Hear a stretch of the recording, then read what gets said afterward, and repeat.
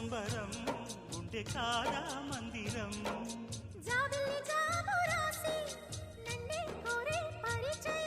పున్నగ పూలు పూసే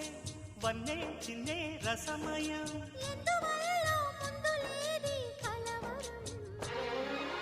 అగిరి పడిన పెదవికేంటి అర్థం అడుగుతాంది ఎదురు చూసి అధర కాగితం